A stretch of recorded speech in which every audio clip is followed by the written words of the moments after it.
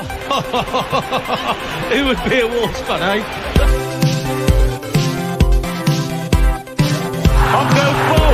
People might yet win it here for Wolves. Blasting the shot. What a goal!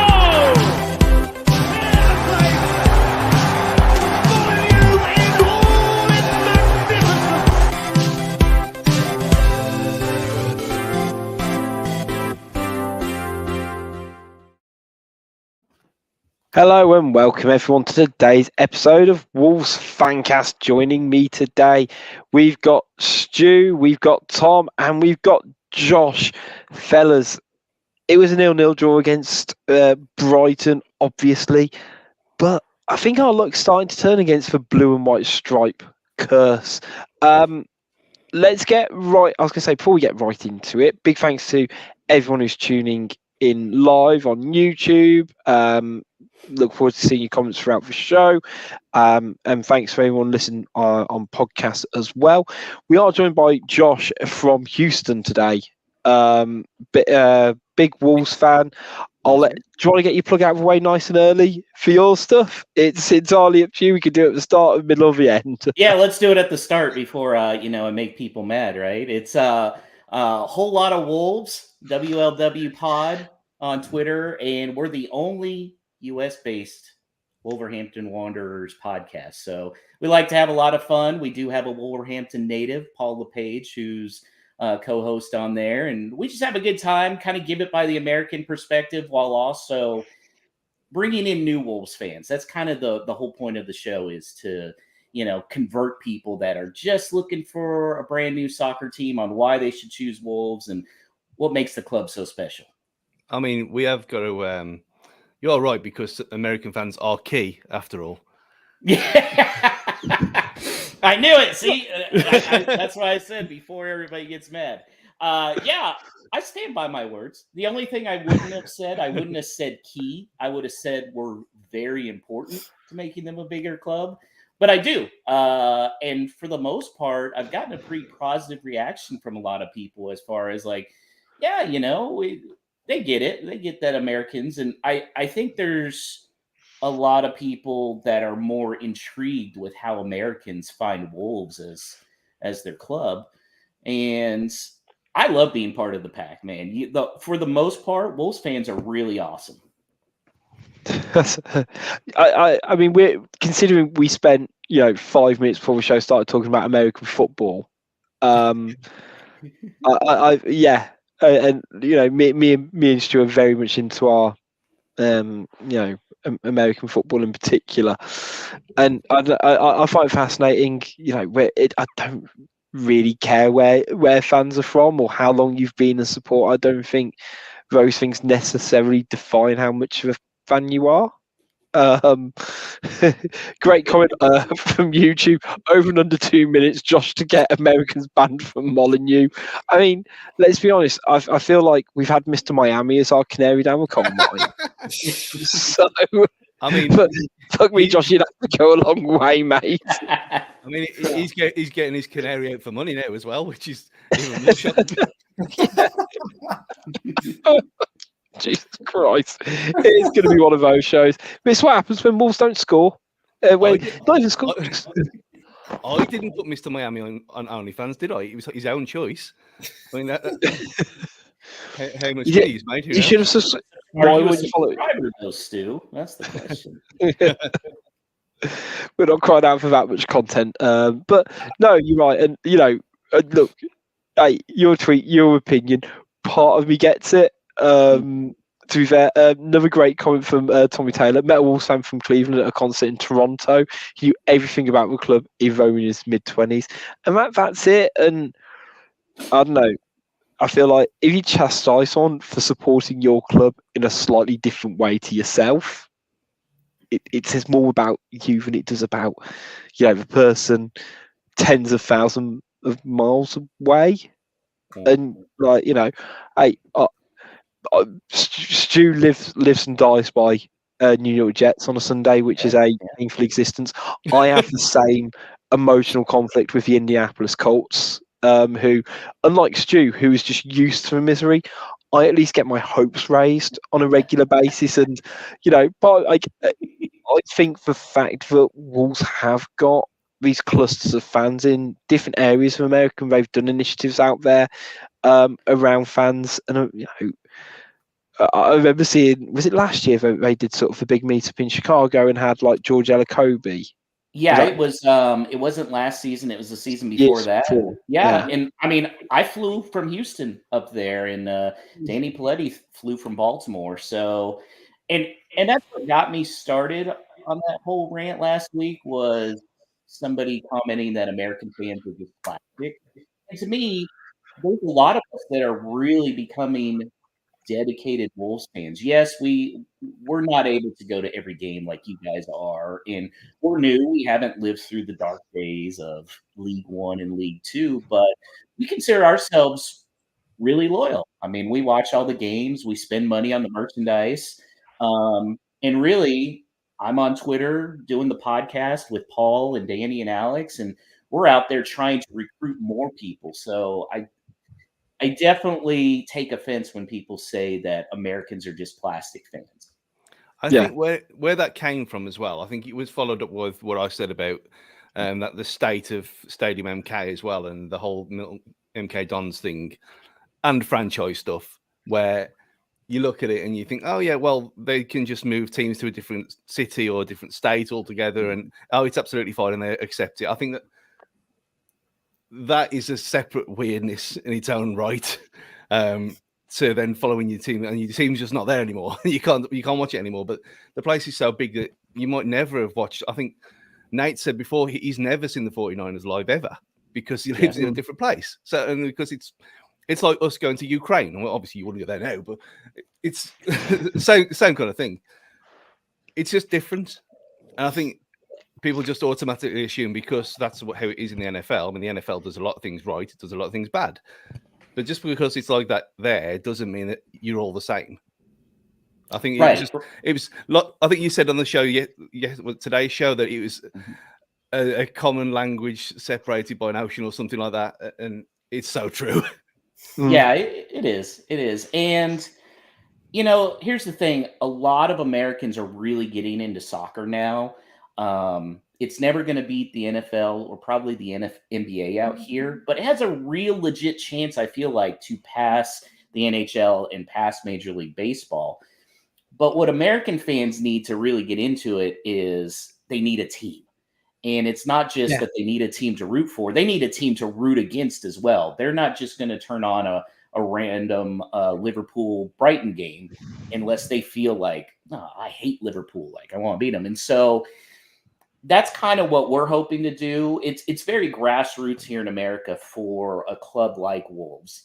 You really have to give a sell to it because, let's be honest, they're not one of the big six. A good season is, hey, if we can make a run to potentially get a Europe side. But there's also a lot of Americans like me that are, number one, masochists, and number two, we enjoy the underdog. And I think that's what appeals Wolves to Americans right now.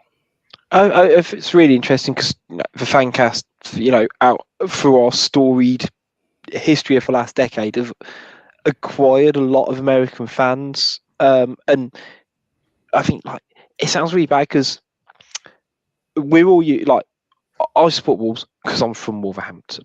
Mm-hmm. My dad supported, my dad supported them. Literally, that is how it works, usually generationally. But when you kind of come into a sport fresh, you haven't been supporting Wolves since you were 6 years old, and it's for a lot of fans, that's how you go about supporting a football team. And I don't know, I think with the whole globalization of the game and with multiple sports, that's sort of how it shifted. The reason why I support the Colts has nothing. I have zero connection to that city, on a personal level. But I liked the quarterback and I liked the connection to Parks and Rec. And I thought and at that point they were a half decent team. Yeah. And isn't it funny how people, it's maybe just a little detail that'll get them. Like for me, when I was trying to find a club, I like the logo. That's why I said I'm a typical American. I go, that's a cool logo. Those are cool colors and a cool kit. And then when they signed my boy Adama here, that really pushed me over the edge. Now Adama's gone, unfortunately, or in Stu's case, he's very glad that Adama's gone. But I've grown to love the club, so it's more than just one player. And like you're saying, the Colts, I assume you started following them either Peyton Manning or Andrew Luck. Well, those guys are gone, but you're still with the Colts, and that's what it's all about: is building a love for a club beyond just one or two players. Like because we've seen all those Nuno players are gone now, but I still love Wolves. Yeah. I think it's really interesting. We're probably giving Tom a lot of ideas for a university dissertation in 18 months' time, I think, at this rate. But like, look, we could talk about this all day, and how, I say, like the global impact of different sports. Personally, I'd love to see a Premier League game play in America, just for a few, just for a genuine, because I think it works really well with the NFL and how they've kind of quietly built it up and have now got 6-8 games now in Europe across all foreign. Because I know they're playing Brazil next year. I'd be like, just the sheer fume and anger that would cause and disruption of the status quo. One game I doubt would ever get played, actually I don't know, would be Wolves versus Brighton. It would never get played in the Yeah, I don't see the market for it. Although, you look at likes of Jacksonville and Wolves, and particularly with our marketing team, I think they'd happily go. Yeah, we play there and kind of hopefully build the brand, as it were.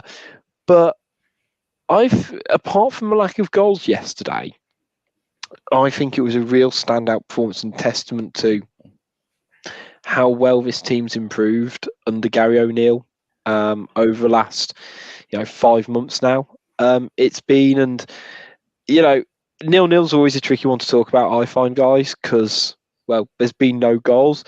But Stu, would you class it as a pulsating 0-0? Does it, in your football cliches head, did it reach pulsating? No. I think, you look at it two ways, don't you? I mean, from a neutral point of view, it was an awful, terrible game. I mean, my mate Gaz, who's a Sunderland fan for his sins, who wants Beale out, of course, like everyone does. What a wanker that bloke's turned out to be. It's just I can't believe how well this is going for him.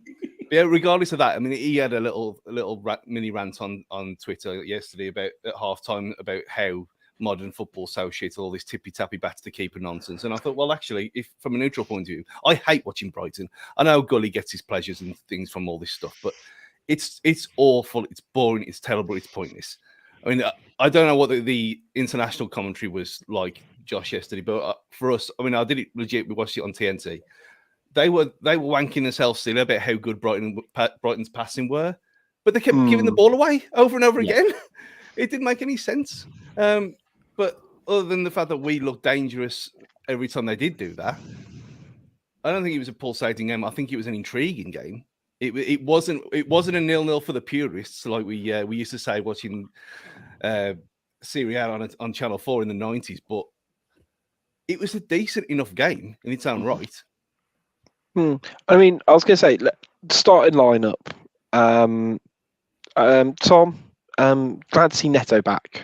I think first and foremost, there was a couple of changes, but I think Neto being back is a welcome sight. Yeah, definitely. I think it was probably the right game to put him in. When he was injured as well, he said, even though he was excellent before the injury, there's no rush to get him back. He done the right thing by bringing him in slowly. It was the right time to start him, and we'll see if he starts again on Sunday. He could, on another day, he has probably 2 goals and 1 assist from that game. Yeah. I mean, like he looked back to Neto pre-injury pretty much, and I think that's always the worry with Neto, because it's taken him a while to come back from injuries, and I get it because they've been bad ones, whereas this one's not been as severe. But he looked back to himself throughout, and was it a bit of a shame in a way not to see Bueno get rewarded? Santi Bueno, that is, in a start, guys. You feel for him, don't you? But he knows the situation. I mean, you're wishing Craig Dawson dead. So I mean, he's going to get his chance soon enough. But I just think for a game like that, I think you need all the leadership you can get, especially with how resilient and disciplined everyone was. And for all the will in the world, his English is not going to be that great yet, is it? So I think I think for certain games it makes sense. I mean, I wouldn't have any qualms about putting him in against terrible championship opposition on Sunday. No problem whatsoever. But I think where you need leaders and you need a bit of organisation, Craig Dawson's going to be your number one all day, every day. I mean, it does. Yeah, go on, Josh. Dawson's been out for a few matches too, hasn't really played as much. So I feel like that was a lot of fitness too. You want him to be full fitness leading into the game against the shit. And who else are you going to pull? You're going to pull your captain, Kilman? Well, no. And then the way that Gary O'Neill has Tony Gomez playing, that's a role Sandy Bueno cannot play. Yeah, it does feel like Bueno is almost just waiting for a suspension or an injury at this point, and fortunately he's shown he can do it. He can show he's doing it against the good teams, and sorry, I know I feel like so long as he doesn't get too frustrated, and you're right, Stu, we needed Dawson to be at his best, and we can say as much as you want to about Brighton style, but I think what underpins a lot of what they do is their quality from set pieces. And time and again yesterday here, and Dawson's cleared the ball. The bread and butter stuff, you can't go wrong with Dawson for it. Yeah, that's what he is, and that's what his career has been. But again, I put that little thing in the group chat last week about it, where you look at all our kings and leaders of the past, and you go like Keith Curl, and you go Paul Butler, and obviously Craddock, and you go through all these. When we've had not even some personalities at the back, you've just had leaders at the back. Gary Breen as well. Throw him in there.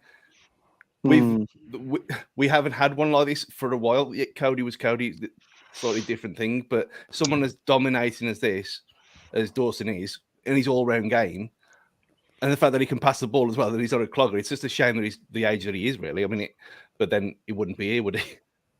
Yeah, and he is someone who has sort of quietly got better as his career's progressed, and he was infamously part of that future World Cup winning team, wasn't he? And still I know he's still got a chance for Euros, I guess. But one thing that I did find surprising is Wolves having like a shot on target inside the first 30 seconds. I wasn't quite mentally prepared for that. Problem is, then for the next 10 minutes, we did face the onslaught, and I think that's when we needed our big players and our characters to really sort of show up and ride that storm, because let's be honest, against Brighton, we've fallen in the storm, so to speak, haven't we, quite a few times, Josh? Yeah, we've just not really had good results against them lately. And so you could definitely tell we were going to try and be out on the front foot early, but then again, Brighton was going for that early score as well, and I think they did have confidence going in against Wolves. So the fact that they were able to really keep that clean sheet in the first 10, 15 minutes, I was already feeling good about it. Like, okay, they're not going to fall into what happened in the last time at Molineux or even last year in Brighton. Yeah. I mean, once that initial kind of period mellowed out, I think in particular, Matthias Cunha dragging us through the game. And, it was very clear that there was two tactics Wolves tried. There was Brighton to set up all these traps at the back, and as Stu would say, all their tippy-tappy football, and try and, lure you into a false sense of security and try and pounce on them right at the top end of the pitch. And Wolves tried to do that a couple of times, didn't they, Tom? And it didn't always work. But the other tactic worked a lot more effectively, which was get players back and just absolutely slaughter them with counter-attack.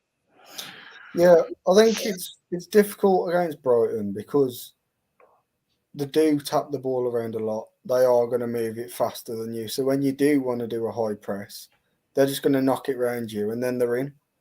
I don't know. I think it was the João Pedro chance where we've literally put a press on. We've put 3 players for it, and before you know it, they're in your box, and that's the way they get you. But when you actually sit back and you're in like a low block, it's frustrating to watch because you're not playing, free attacking football. But it gets you a result like that, a 0-0. You take a point, you go on. You look at it from last season. People was leaving on the 25th minute, and it ended 6-0. So, it just shows the difference where you can actually grind out a result against these kind of teams. And we didn't look bad for it. Yeah, there was a slight contrast in styles, and I think it was evident partway through the first half where this is something I didn't quite realise about Brighton, but they do have a bit of an edge to them. And I'll be honest, I don't watch Brighton on a regular basis, but they've got a bit of a streak to them. And I thought that was gone when Dan Burn fucked off, but Billy, no. A little snotty Scotsman. You're saying of course it fucking is, Stu. You're saying that you're surprised that a little Scottish midfielder has got a bit of ick when he's been managed by a fiery Italian. Is this a revelation, Richard? It's more that I've not actually. I'll be brutally honest. I don't think I've watched Billy Gilmour since that one game he had for Chelsea against Liverpool. Like in terms of actually monitoring him, but as Jordan P says in the comments, Billy Gilmour, the Play-Doh headed jock. Yeah, man. But anyway, because there's about 3 or 4 things where he just turned into an absolute heel, and we joke about Craig Dawson. There was one where I don't quite think Dawson fouled him, but he tried to stop him running back, and tried to start him right. Of all people. Genuinely, in that Wolves team who I'd not want to try and pick a fight with, Craig Dawson would be up there. Not because I think he's an angry, violent man, but he's got... Stu, you'll appreciate this. I feel like he's got dad strength. I was going to say old man strength. Old man strength, yeah. Like, he doesn't need to hit the weight to be the size that he is. Yeah. He's... well, it's just... He's just a solid presence. I think that's the sensible way to describe it. That you wouldn't mess with him, and if you did, you'd know about it. Like I feel like if you I don't know, I've already gone for one wrestling reference. Let's go for 2. Like if you tried to hit him with a chair, the chair would just break on him, and he wouldn't move, and he'd just kind of look at you. And you'd realise your mistake. But anyway, I should go on to sort of the tactical bit. But for one particular on Kuna, and no, let's be honest, Kuna made the absolute most of it, claiming he'd been elbowed. But he still did a very, very fucking blatant block, right? Mm-hmm. Yeah. Even if it's not an elbow, he stopped him from progressing. Obviously, Cunha might have felt, a whack of the hand or something, and did exaggerate it a little bit. But I think it's more to the point. He is running towards the goal, and he has been blocked off, and he's had nothing for it. Everyone's going to be frustrated. I think the problem there was, though, at the end of the half, he's got his booking. He hasn't touched him, but he's got his booking. It's not going to move. Nothing's going to happen from it now. He's got the booking, end of. So many of our players have tried to drag him away from the referee, and he has not moved. On another day, that can end him, and he wouldn't have been playing on Sunday. Yeah. Thank God Joe Gillett wasn't refereeing. Is he dark? I was legit worried with the US broadcast.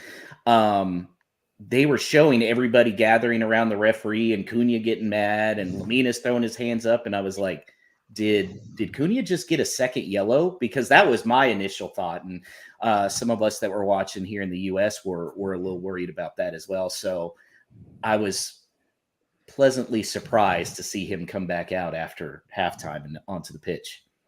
Yeah, I was shocked that he did come back out. I thought they would have subbed him just to calm him down, because normally when you get that head up, you ain't going to come down from from that terror. It's like, well, you know what's going to happen within 5 minutes. You're going to do something ridiculous and get yourself sent off.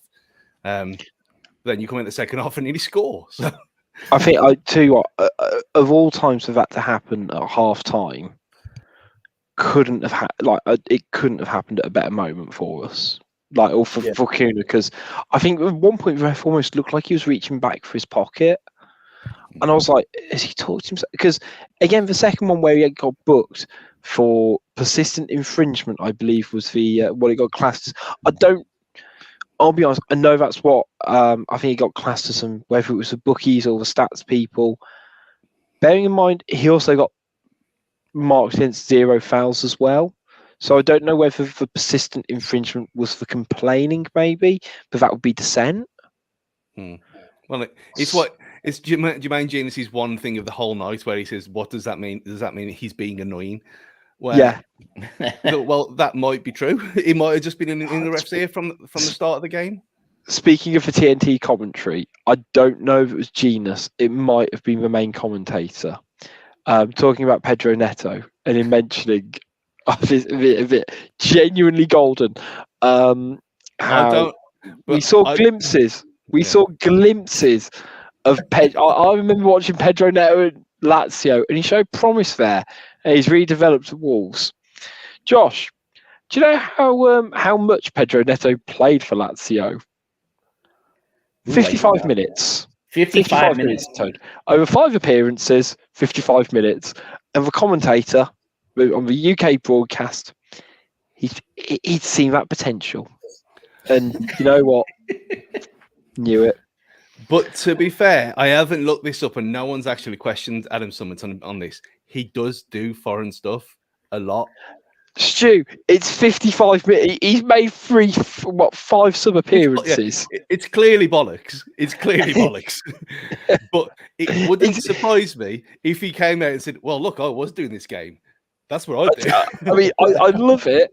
I would love it if he, had done comms on one of the 4 appearances he made in Serie A or in the Nations Cup, I think it was, for the 5th appearance of the Coppa Italia.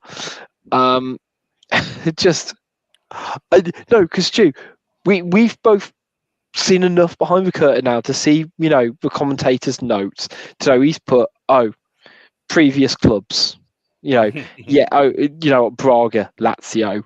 Ooh, Lazio's got a good name to it. No, I'm not having it, Stu. I'm not having it either. Well, I think someone just ask him. Yeah, so we should.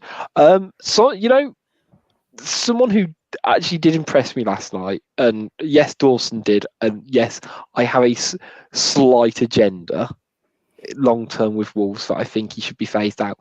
Someone who did surprise me playing well was Matt Doherty. Playing left wing back. Yeah. I think that's why Tom's modelled his whole look on Matt Doherty. I think let's get this out there. Andy was supposed to be on tonight, but Andy hates Matt Doherty. So I think that this is probably why he chickened out and cried off, because there was nothing wrong with him. He didn't do anything wrong, and he hasn't for me. He hasn't done anything for a few weeks. Yeah, we lose, like Gully said on Twitter earlier. You obviously lose going forward because he's obviously right-footed and he can't bomb down the wing, and he's old. But he did make that. He did make that run in the first half. Was it in the first half where he ended up sort of in the right centre forward position effectively? And you're like, how's he ended up there? Yeah, and he scored goals for us in that position before. Obviously coming from right wing back, but he's got pace. He just can't. He can't dribble the ball down the left wing, obviously, because why would he be able to do that? So from an attacking point of view, we null and void. But how badly Hugo Bueno's come back? What do you do? Do you either play someone who's massively out of form or still broken, or you play Matt Doherty, who's been fine and defensively excellent last night? It's a no-brainer. Yeah. I mean, I was going to say, with regards to that, it was about 5 minutes ago, but I believe Algeria are behind at half-time. So, as it stands, they might be out of the African Cup of Nations, which means next flight home, and he's here for the Albion game. Would he play, though? I would think he wouldn't start, though. I'd love him straight in. But I can understand why they might feel apprehensive because it's Tuesday now. He's probably not going to go straight home. He might, it'd be cutting it fine, wouldn't it, for a player? We do have options there, but as Jordan says on YouTube, big shout out for everyone contributing. Doc does a job, always has done. You know what you expect with him. Don't get the hate. I agree. I disagree a little bit because of that step down in particular. And I think also, we do view him as a right wing back primarily, but we give him a lot of credit. Other areas don't always give him the credit it deserves. But Nelson Semedo yesterday, he earned his 8 out of 10 from the Express and Star. So this is what happens when you bully people online. You wouldn't have done that without me. Bullying works, ladies and gentlemen. But I think the Semedo form has got something to do with this because obviously people hate him anyway. They're never going to change their minds regardless of what we say. So I think with him being so excellent, and I mean he's got to be up there for Player of the Season without taking a piss. He has got to be in that conversation because he's so solid. He's 7 out of 10 every week at least. And you look at his numbers for everything, and he's always up there. And I think because they can't have a go at Semedo legitimately, they've got to pick on someone else, and they can't pick on Tommy Doyle because he's young and small. So and he he plays well most of the time. So we're going to get Doherty's an easy target. We hated him before, but then when we sold him, we wanted him back. It's all nonsense. It's the same people as well. So we know where they are. Fuck off. I mean, I'm thinking particularly yesterday the last ditch tackle, but the ability, it sounds bad. It sounds so weird when I say it, and I appreciate it. Does how he used his arms to kind of get leverage, but not too much to shove out the way. I thought it was just brilliant bit of defending. But it's the kind of thing that a couple of years ago he would have given a penalty away for. Yeah. And especially against his effectively his kryptonite. With Telma. Yeah, like thank God he wasn't playing last night because might have been a different story. But just his general all-round playing, it does sort of feel like with Semedo, do you think like the perception of him's kind of shifted amongst Wolves fans in, I was going to say recent months? It like because it used to be a thing, didn't it, where he went from being bad perception to kind of stemmed, and now I think it's a bit on the fence to a certain degree in terms of where people rate him. I think a lot of the hate towards Semedo early on was because we were used to Doc being able to, while he was a liability defensively, he was still able to contribute goals-wise. And Semedo just hasn't had that. And so when that's the case, you really have to be elite defensively. And whatever it is, Gary O'Neill's got him with that confidence. Like you said, a tackle like that, he's definitely given away a penalty in previous years. And just to have the confidence to make that tackle, considering all the VAR issues that we've had as well, that takes a lot of confidence. I mean, we say this. I've not actually shared this yet with the group because I saw it earlier and I decided not to do too much commenting. Great shout out from Paul on YouTube. Anyone knows football understands Semedo is a very good player, which understands why Liam Green doesn't like him. So potentially, I have actually found Liam Keen's YouTube handle as well. So last week on our show where we talked about Wolves beating Brentford in added time, bearing in mind Semedo scored that day. You might remember it was like only a few days ago. We got a comment on YouTube from Old School Football. Poor old Semedo had to take some stick, probably because he's useless. Does he care about the stick when he's on £280,000 per month? Do you know what upsets me most about that? It's the use of the per month. Yeah.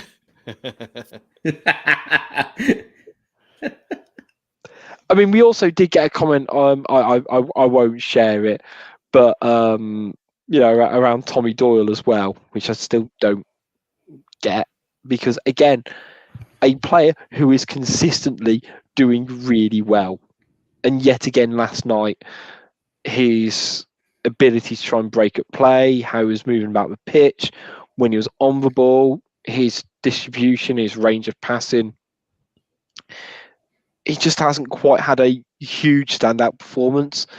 But my word, is he just like annoyingly just actually quite good. And I think last night was the first time I'd seen him play where I'd seen his Man City DNA. Second half especially. Yeah. First half he kind of got a bit.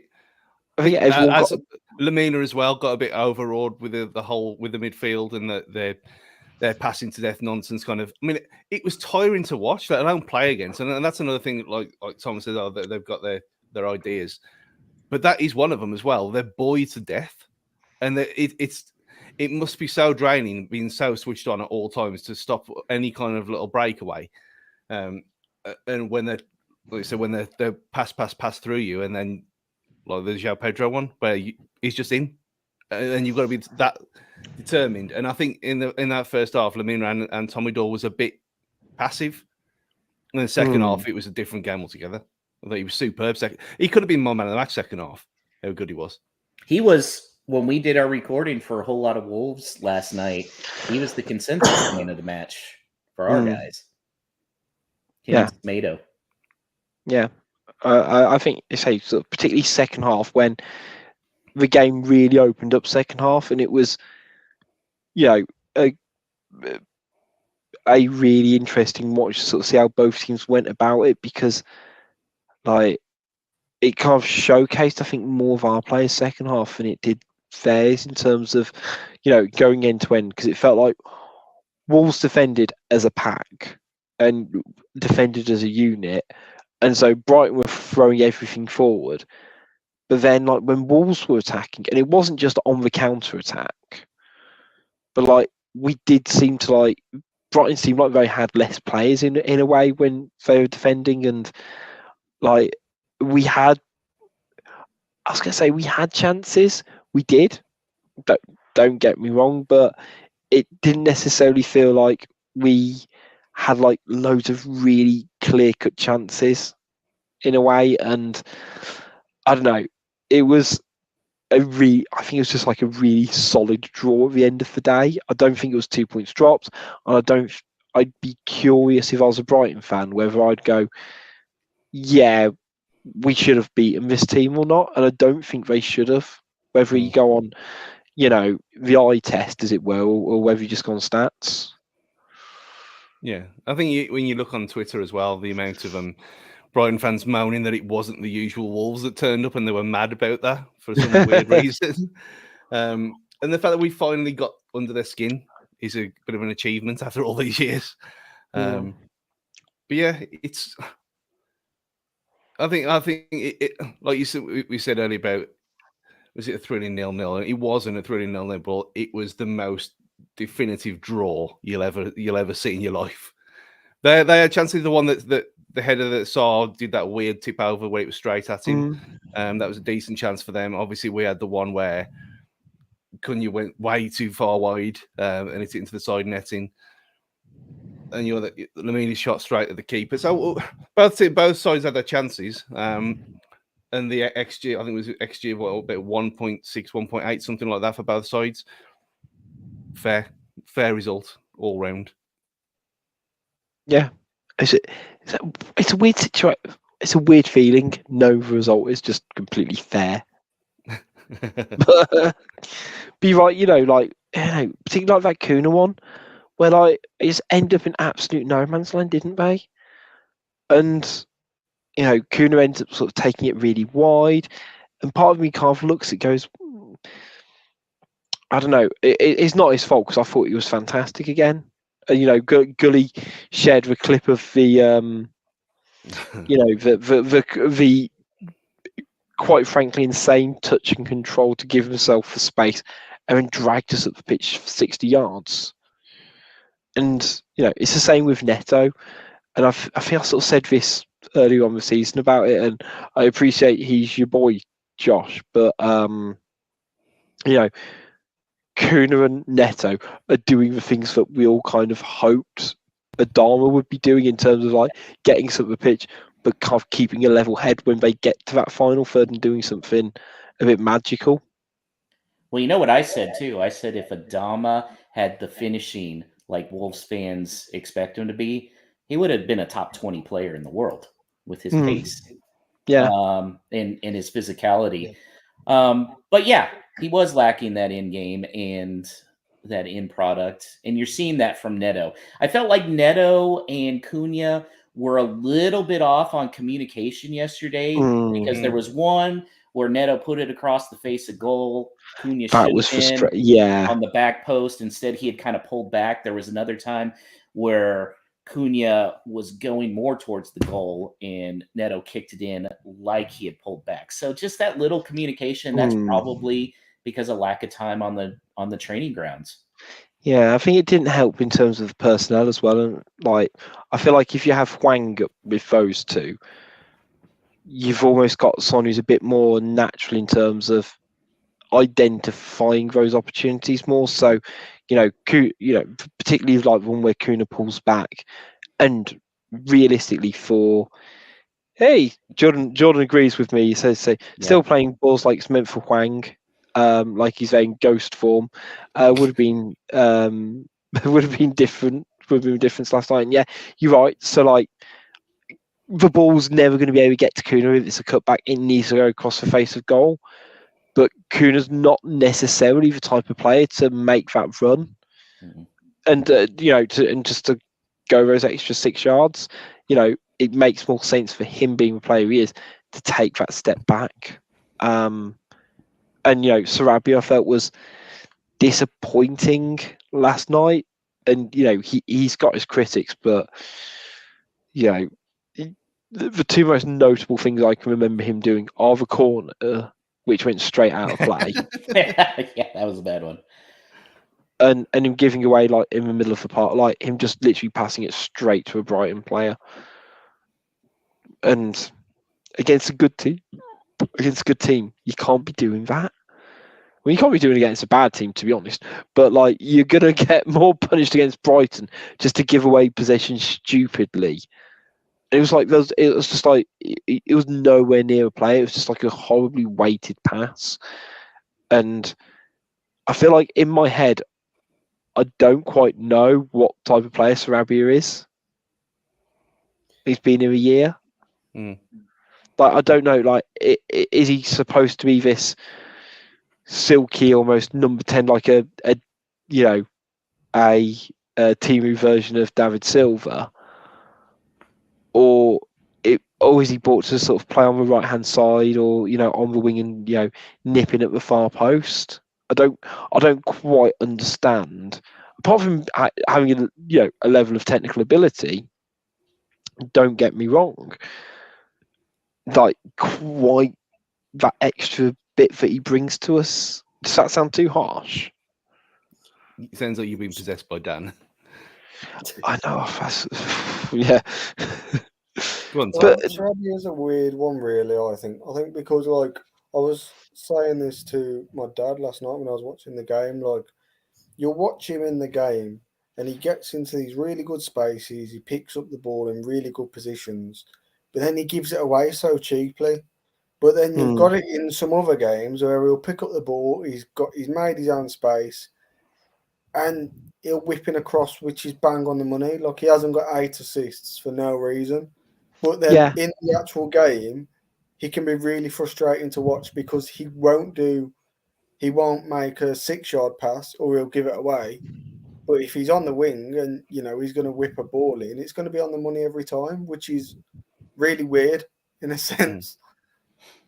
Yeah, I don't know where you'd play him either. I mean, you had the whole thing where Neto playing in the middle a lot yesterday, which was a bit odd. Yeah.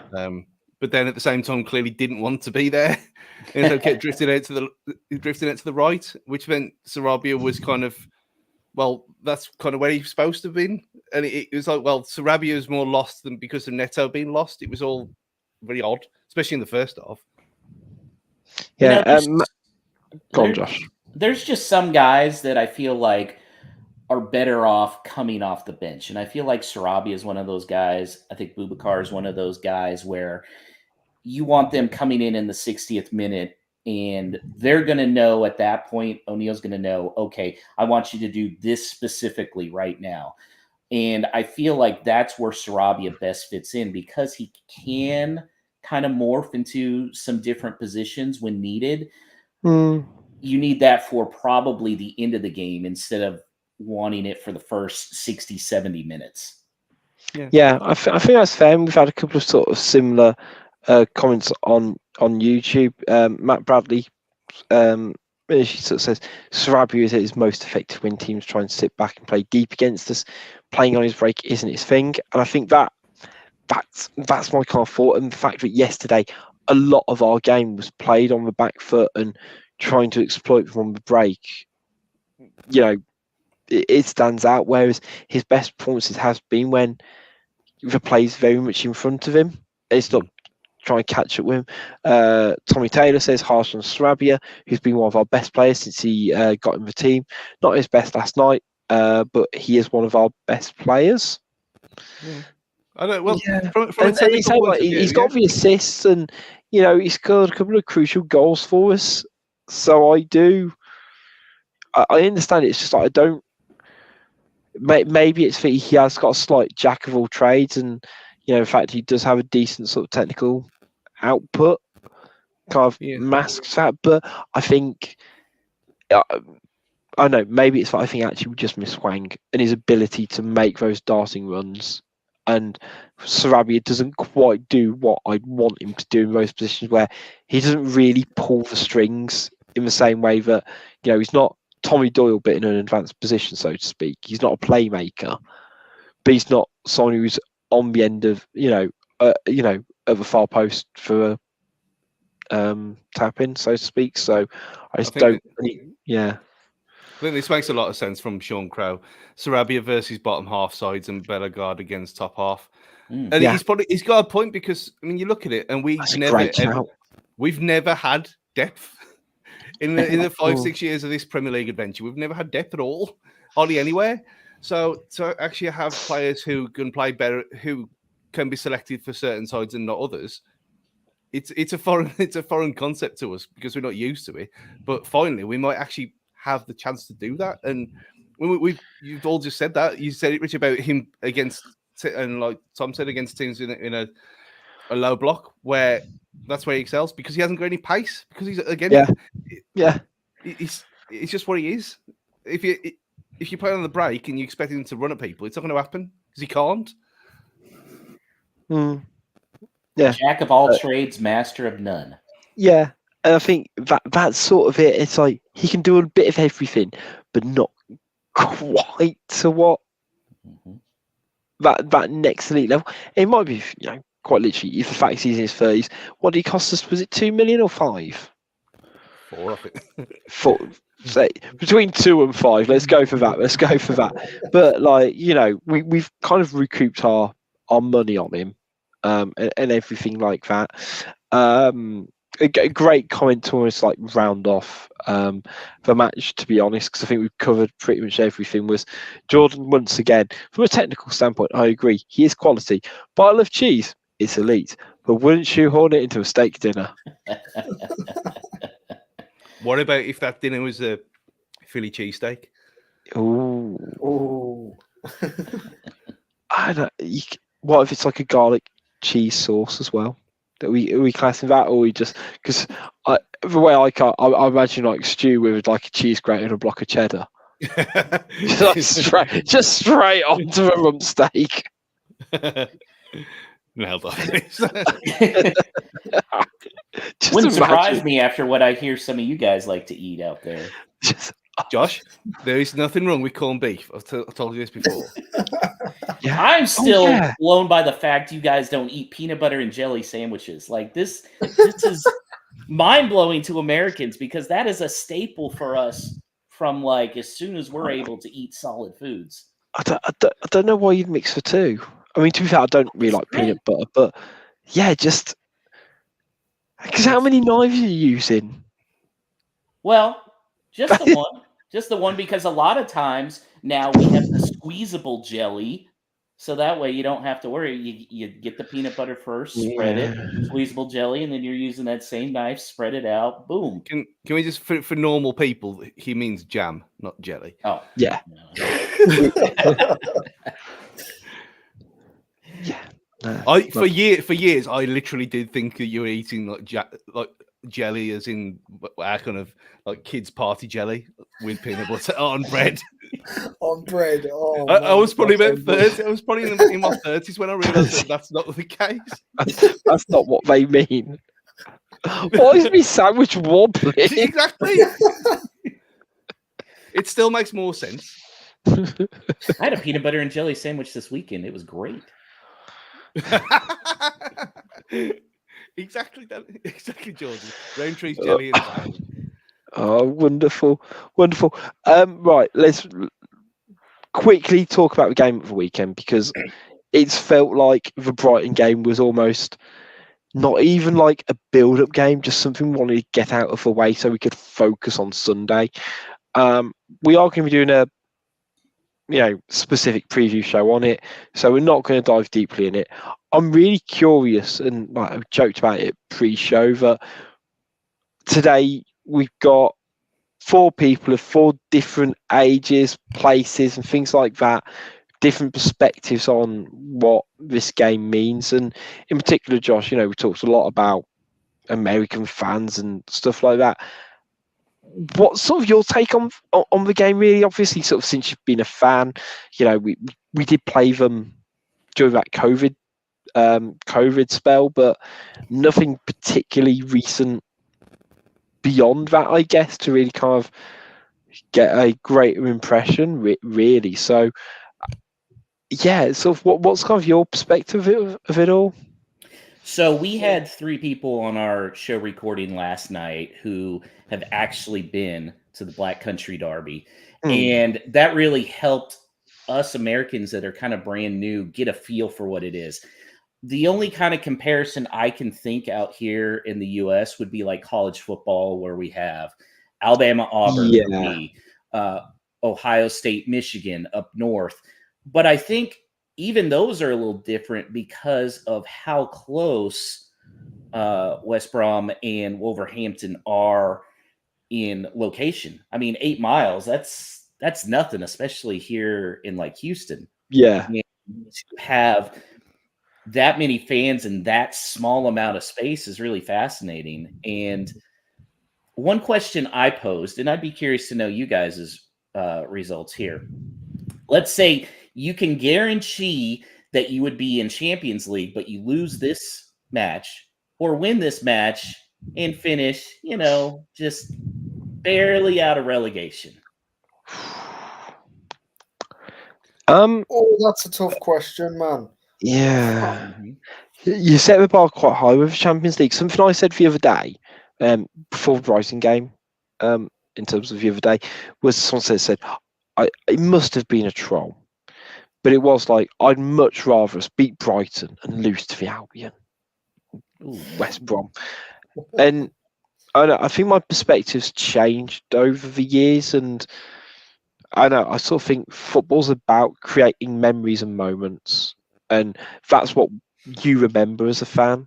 And it doesn't matter where where you're watching it from. It could be in the stadium, in the living room of your nan's house 200 miles away or whatever, but it's kind of building those core memories, so to speak. And I kind of looked at it like, what would I prefer to remember? Us beating Brighton in a game that's not inconsequential, but in the grand scheme, it's 1/38 of our football season, in a game where, in a season where we are looking relatively mid-table mediocrity, that the ability for us to climb 6 places is actually pretty slim. for us to climb down 6 places is fairly slim as well. But the memory of us beating our deepest, most hated rivals is something that would stay with me for a long time. It's kind of how I justify it. Throwing in, oh, well, actually, you know what? A Champions League run is enticing. But, you know, just getting there, it's great. And we go, oh, it's a brilliant season. There is something to sort of say. Yeah, it's tough. See, it's But tough. yeah.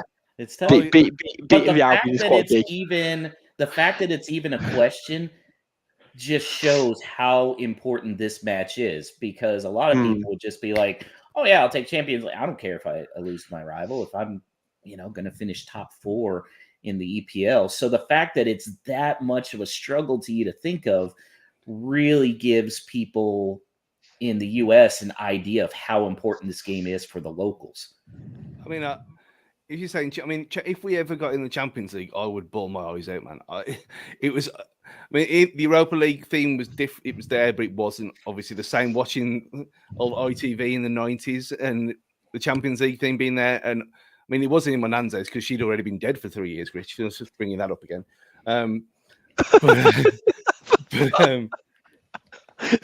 It was that Champions League theme. Stu, I'm sorry your nan's dead. Well, she's been dead 30 years. It still hurts. Wow. Well, I'm sorry, Stu. I'm sorry your nan died when I was basically a baby. Then you could be my nan. Who knows? I mean, it would explain so much about our relationship. I mean, she had the same hair as you, so. I mean, back to normality. I think you've killed Rich. Champions League. I mean, they could thrash us 12-0 for us to go in the Champions League. They've beat us all the time anyway. One more beating from them doesn't bother me. We're used to it now. I mean, I've had the whole blue and white curse thing going for years.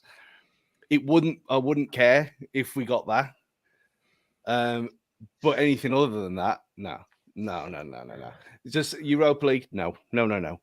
They get beating them once just to shut them up. I mean, going there and winning 5. If we got 6, I mean, it's not going to happen. But if we completely dominate them and just beat them 1-0 or 2-0, they're still going to have 5-1. That's never going to go away. So I was there. I left at 4. We're never going to live it down ever. So, and even this time they're in the Championship now, so they'll always have that over us. It doesn't matter. They've always got to come back, but they've got to come back that they're worse than us historically anyway. So it's one of them things. But it is hard to the fact that I think my first ever home game was against them lot. It was the first home game of the season in 95-96. Ridiculous. Don't know how that happened. 1-1 draw. And then we couldn't beat them. And obviously I was 12 in 96 watching the Ewan Roberts show. Which shout out to him for replying on Twitter. That was quite funny. So I've been there 3 times, never seen us win, obviously. I'll be there on Sunday. If it happens, I've got Monday off, so the liver can recover all day Monday. But yeah, it's Champions League is the only thing I'd say I'll swap a win for. Everything else, not a chance. Are you rooting for them to get promoted so that way you get to play them twice next year? I never want to play them ever again. I didn't even want to play this game. I even said that. I said when everyone was wishing it into reality, I went, do not do it. You know what's going to happen. And then it happened. I thought, oh well, fuck it then. Well, why not? Let's think positive thoughts that this curse can be broken. But I don't want to play them ever. I'd rather play them never ever again. I'd rather be in League 1 or League 2 and just piss about down there, being sad and depressed, and never face them ever. That would be perfect. See, I think that's another difference in America, and it may be because we don't have that ingrained hatred for them. Is a lot of us Americans would kind of be fine with them coming up just to get the experience of those playing him twice. But I totally get where you're coming from. Like, especially if we can get a win here and then the shit can just stay down there forever, then you would always be, hey, we got the last one. I mean, it's that bad that some people won't still shop at Tesco because it's got blue and white stripes on the bags, and it's on the club card. It's got blue and white stripes on it. They won't shop at Tesco. This is it's not hyperbole. It's a fact. It's like how I mean, it doesn't mean anything to you, Josh, but Asda in Glasgow, there's one shop in the certain part of Glasgow where the sign that's normally green is blue because Rangers fans won't go in it because of Celtic. It's that bad. And when you get things like that, this fixture means, I mean, the whole Cunha thing, it seems funny, but you can Burnley, Blackburn, you can go any derby, you can MK Dons, proper Wimbledon, any derby in the world, it matters more to the people involved. It doesn't matter if it's glamorous, which this one is most definitely not. But again, it's the only derby that I can remember for a long, long time that's kicked off in the morning. That says everything about it. Yeah. I'll say, what time's kick off for you if it's 11:45 our side? It is 5:45 for me in Texas. It's going to be early. Again, we're not plastics. We're waking up for that. We're going to be excited. Danny Paletti, it's 6:45 for him. He's already talked about he's for sure shotgunning one beer. But he'll probably be convinced to do more. And that's Danny Paletti from Baltimore Wolves. Yeah, I respect that a lot. Well, that seems like a very nice point to end the show because we will be talking about the game in full, giving it the preview it truly deserves later on this week. Thank you so much to everyone who has tuned in live, has watched it back on YouTube, or has listened via podcasts. We will keep you up to date when the next one is due. Will most likely be sort of Thursday, Friday this week. Make sure you keep up to date with all things Wolves Fancast, of course, at Wolves Fancast on all the usual channels. Until next time, though, it is goodbye from Josh. Yes, whole lot of Wolves right there. I love it. Oh, fantastic. It's goodbye from Tom. I haven't got the same thing that Josh has, but But I was going to say, but do make sure to check out Tom's blogs on the website as well, because they're great and they deserve you to read them. And of course, it's goodbye from Stu. Goodbye, everyone. I'm not doing anything. Listen, No. Keep people in suspense. I was thinking I can now fit back into the gold trousers for Sunday. Let's just say that. I don't know if I'm going to do it yet or not, because I'm obviously Kev had a bit of abuse for his little gold suit the other day on Twitter. I'm not. I think I've been beaten forever. So you have. Can the gold trousers make an appearance on Sunday? Possibly. But I will also be getting up at 5:45 in the morning. But that's to drink Banks's at home first. just Stu's not going to remember most of the game. Drinking Banks is in your yellow pants. Who'd have dreamt it? Who'd have dreamt it? Anyway, and it's goodbye for me, guys. We'll see you all next time.